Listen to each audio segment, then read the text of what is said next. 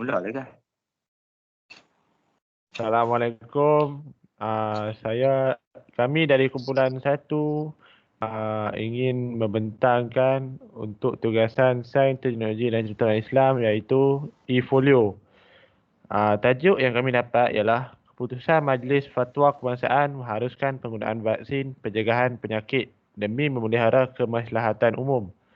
Namun masih terdapat golongan anti vaksin yang menolak keharusannya. Apakah peranan dan prinsip syariah yang bertepatan dengan isu tersebut? Berikan ulasan anda. Kumpulan kami terdiri daripada Muhammad Haikal bin Muhammad Padli, nombor matrik 10 DKM 20F1047. Nombor 2 Muhammad Hafiz bin Syed Madun, 10 DKM 20F1064.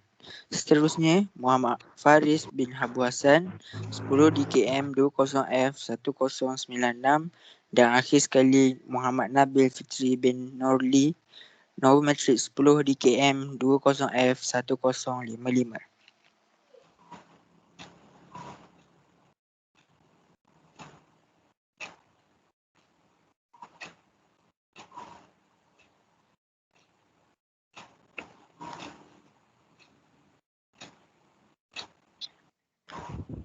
Objektif yang dapat dari tugasan ini ialah bermasalah mengenai pengharusan penggunaan vaksin pencegahan demi memelihara kemaslahatan umum.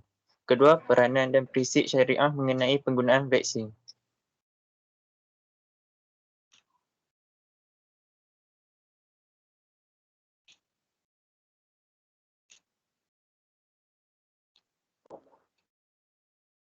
Okey, isu pertama, terdapat golongan anti-vaksin yang menolak keharusan iaitu gagal memahami maqasid syariah yang menjadi teras al-Islam, al-din dan tindakan mereka menyebabkan ada yang terpengaruh menolak untuk mendapatkan suntikan vaksin.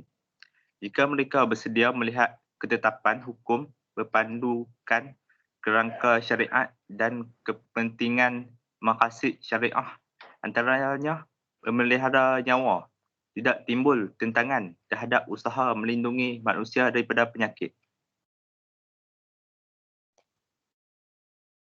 Okey, isu yang kedua, terdapat pihak telah menimbulkan kegusaran dan kerisauan kepada masyarakat bahawa vaksin ini mengandungi kandungan atau bahan yang haram di dalamnya. Isu berubat dengan bahan haram atau najis ini bukanlah isu baharu. Bahkan sabit larangan berkenaannya dalam nas syarak.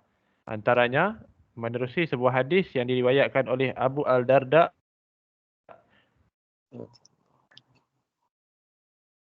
RA, beliau berkata, Rasulullah SAW bersabda, sesungguhnya Allah menurunkan penyakit dan juga ubat, serta dia menjadikan bagi setiap penyakit itu ada ubatnya. Maka hendaklah kamu semua berubat dan janganlah kamu berubat dengan sesuatu yang haram. Riwayat Abu Daud 3874.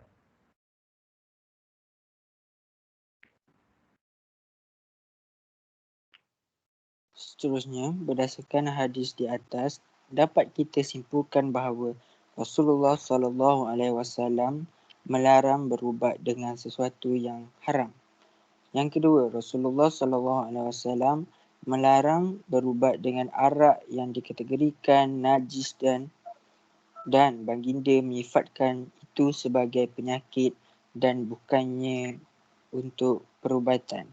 Oleh yang demikian, Imam Al-Nawawi ketika mengulas berkenaan dengan isu hukum berubat dengan najis, beliau mengatakan bahawa larangan berubat dengan najis hanyalah merujuk kepada arak.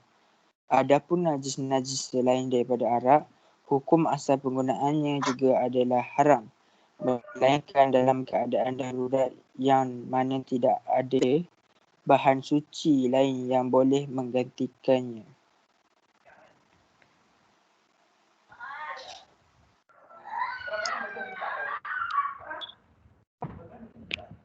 Peranan prinsip syariah mengenai penggunaan vaksin. Kita sebagai individu dalam masyarakat boleh memainkan peranan penting untuk berkongsi dan menyebar maklumat yang tepat mengenai vaksin. Tahap kesihatan kita, keluarga, masyarakat, malah penduduk dunia adalah tanggungjawab kita bersama. Dari segi prinsip syariah, berdasarkan maqasid syariah dan kaedah fiqh dalam usul vaksin, antara maqasid yang sangat diberi penekanan dalam isu Islam ialah hifzi al-nafs, penjagaan terhadap nyawa. Kita disyariatkan untuk menjaga dan memelihara nyawa dengan usaha makan, minum seperti memberi hukuman terhadap sesiapa yang melakukan kejahatan padanya. Demikian, Islam juga mengharapkan perbuatan menyebabkan nyawa berada dalam keadaan kebinasaan. Antara kaedah yang boleh diguna pakai bagi isu vaksin adalah tidak boleh mendatangkan kemudaratan serta tidak boleh membalas dengan kemudaratan. Nombor 2, kemudaratan itu disingkirkan. Nombor 3, apabila bertembung dua maqasad atau keburukan, maka kita lakukan mafsadah yang lebih ringan kesannya.